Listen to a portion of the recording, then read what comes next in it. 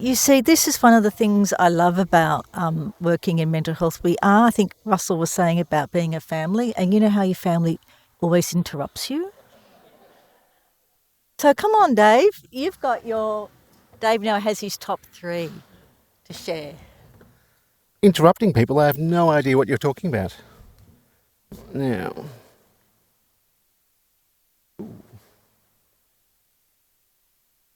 hey, there we go. Okay.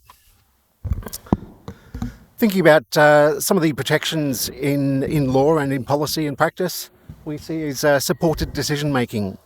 Often, when actually applied, is somewhat substitute decision making.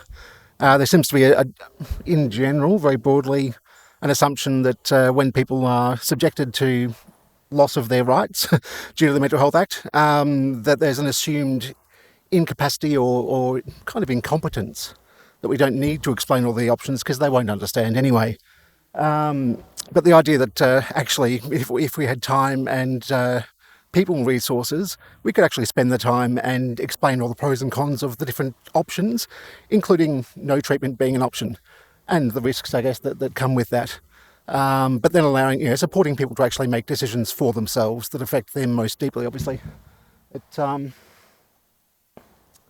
The idea that health information is something that can be done with peers at the earliest possible intervention.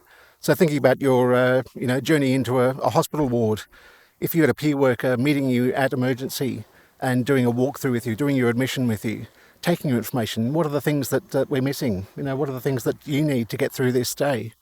What information do you need? Do you know all the things you could know about your medication? Do you have regular doctors that you need to see? Yes, the good old explain it to me like I'm 5. We had one comment that sometimes practitioners can deliver information that seems a bit patronising or condescending.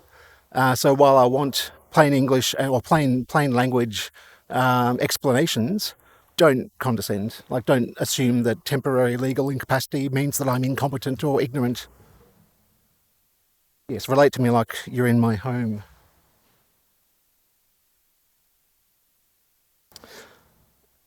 Peer workers could be embedded in GP practices, for example.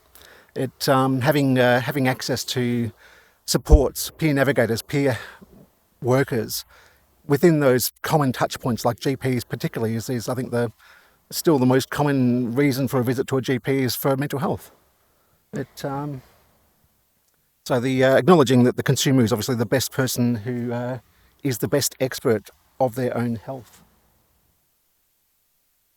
And a similar crossover to what Sam and Tatiana were talking about in the importance of medical curricula to contain, a holistic approach, to emphasise a holistic approach, to contain information from different sources, not just medical textbooks. Acknowledge that, lived experience input is not always about challenging a diagnosis or challenging the treatment, but also thinking about those enabling and strengthening factors, all the other things in our life that we do to nourish and care for ourselves. And a fantastic quote is that I shouldn't need 6 hours to handle a 10-minute appointment. And that's not me. So, welcome to the next person. Catherine, thank you for indulging me and bringing me back.